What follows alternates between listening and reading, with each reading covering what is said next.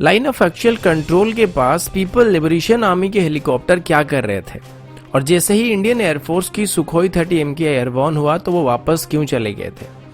सिक्किम में people liberation army और Indian army के जवानों के बीच किस वजह से मारपीट शुरू हुआ था, और कौन है इंडियन आर्मी के वो यंग ऑफिसर जिन्होंने एक ही मुक्के में पीपल लिबरेशन आर्मी के एक मेजर के नाक तोड़ दिए थे। आप सब ये बात तो जानते ही होंगे कि पाकिस्तान ऑक्युपाइड कश्मीर को अभी भारत में वापस मिलाने के लिए प्लान तैयार हो चुकी है, लेकिन जब तक भारत अपने प्लान को अंजाम दे उससे पहले क्या पाकिस्तान भारत के ऊपर हमला करने वाला है। आज की वीडियो में हम इन्हीं सब खबरों के बारे में डिटेल में चर्चा करने वाले हैं। नमस्कार दोस्तों, मेरा नाम है अंशुमन नायक और आप सभी का बहुत बहुत स्वागत है इंडियन डिफेंस न्यूज के डिफेंस टॉक सीरीज में। तो चलिए देर ना करते हुए आज की वीडियो शुरू करते हैं। आज की पहली अपडेट चाइना की तरफ से है, इसलिए आगे बढ़ने से पहले मास्क पहन लीजिए और सैनिटाइजर अपने पास रखिए। एक दो दिन पहले आपने सुना होगा कि पीपल लिबरेशन आर्मी और इंडियन आर्मी के जवानों के बीच सिक्किम में आमना सामना हुआ था और बात हाथापाई तक चली गई थी, और इसमें दोनों ही तरफ से कुछ जवान घायल भी हुए थे। फिर लोकल लेवल में बातचीत करके तनाव को कम कर दिया गया था।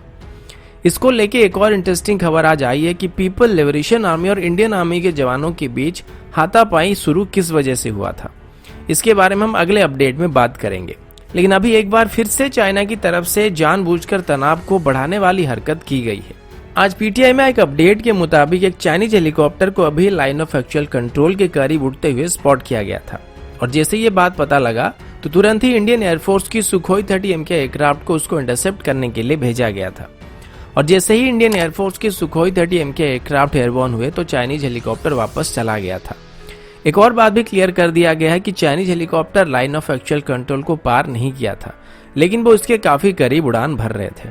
दोस्तों, यहाँ पर कुछ बातें गौर करने वाली, जैसे कि भारत और पाकिस्तान के बीच अभी तनाव काफी बढ़ रहा है और ऐसा लग रहा है कि भारत पाकिस्तान ऑक्युपाइड कश्मीर को वापस हासिल करने के लिए कुछ न कुछ करने वाला है। दूसरी तरफ पाकिस्तान बॉर्डर में लगातार JF-17, F-16 और X को डिप्लॉय कर रहा है, और ठीक इसी वक्त में चाइनीज ट्रूप लद्दाख और सिक्किम सेक्टर में घुसपैठ करना चालू कर रहे हैं, और इन सब का आपस में कुछ न कुछ संपर्क जरूर होगा। और हो सकता है पाकिस्तान की तरफ से चाइना को इस बारे में कहा गया होगा कि भारत कुछ न कुछ करने वाला है, तो भारत के ऊपर प्रेशर डालने के लिए चाइना यह सब कर रहा होगा ताकि एक टू फ्रंट की लड़ाई की सिचुएशन का डर भारत के मन में पैदा किया जा सके।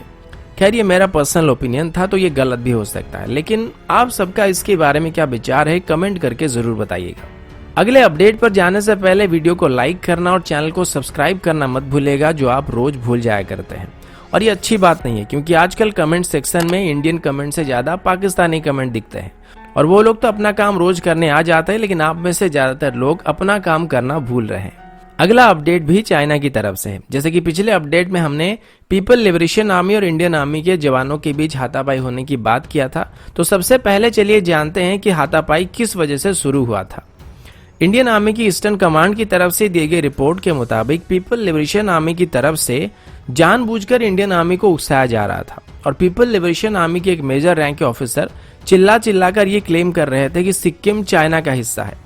और इसी बात को लेके इंडियन आर्मी के एक लेफ्टिनेंट रैंक के ऑफिसर को गुस्सा आ गया और उन्होंने सीधे जाके पीपल लिबरेशन आर्मी के मेजर के मुंह में मुक्का लगा दिया। अब ये पंच इतना ज्यादा स्ट्रॉन्ग था कि पीपल लिबरेशन आर्मी के मेजर एक ही बार में नीचे गिर गए और उनका नाक टूट गया। इसके बाद भी लेफ्टिनेंट का गुस्सा शांत नहीं हुआ था और वो पीपल लिबरेशन आर्मी के मेजर को पकड़कर और पीटने वाले थे, पर इसी वक्त इंडियन आर्मी के बाकी जवानों ने उनके चारों तरफ घेरा बनाकर उनको रोक लिया था।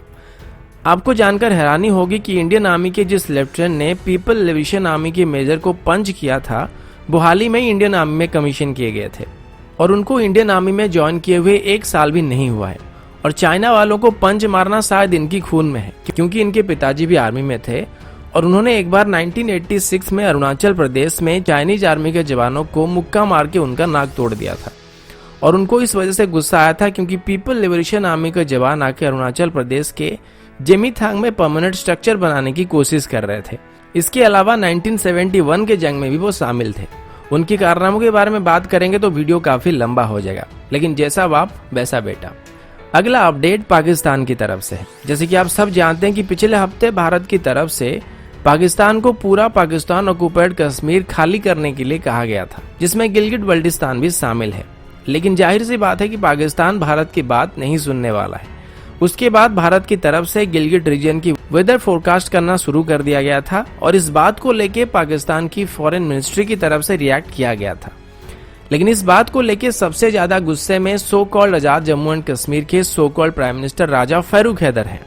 उन्होंने अभी पाकिस्तान के प्राइम मिनिस्टर इमरान खान से रिक्वेस्ट किया है कि पाकिस्तान की तरफ से भारत के खिलाफ कड़ी कार्रवाई की जाए और उन्होंने अभी पाकिस्तान की सरकार से भारत के ऊपर एक फुल फ्लेडेड हमला करने का रिक्वेस्ट किया है और उनका ये कहना है कि अभी वक्त आ गया है जब पाकिस्तान को न्यू दिल्ली के खिलाफ अपने रवैये को बदलने की जरूरत है। औकात में रहो, ऐसे जूते पड़ेंगे, ऐसे जूते पड़ेंगे।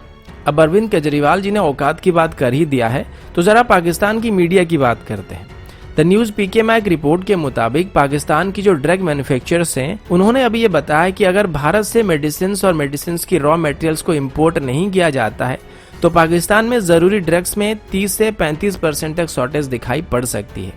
और पाकिस्तान के प्राइम मिनिस्टर को एक गलत जानकारी दी जा रही है कि भारत से सिर्फ विटामिन को ही इम्पोर्ट किया जा रहा है, जिनको इम्पोर्ट ना करने से काम चल सकता है, जबकि भारत से अभी भी Pakistan anti rabies vaccine, anti snake sera और थायराइड मेडिसिन जैसे कई मेडिसिन को इम्पोर्ट करता है जो कि पाकिस्तान में अभी बनाया नहीं जा सकता है।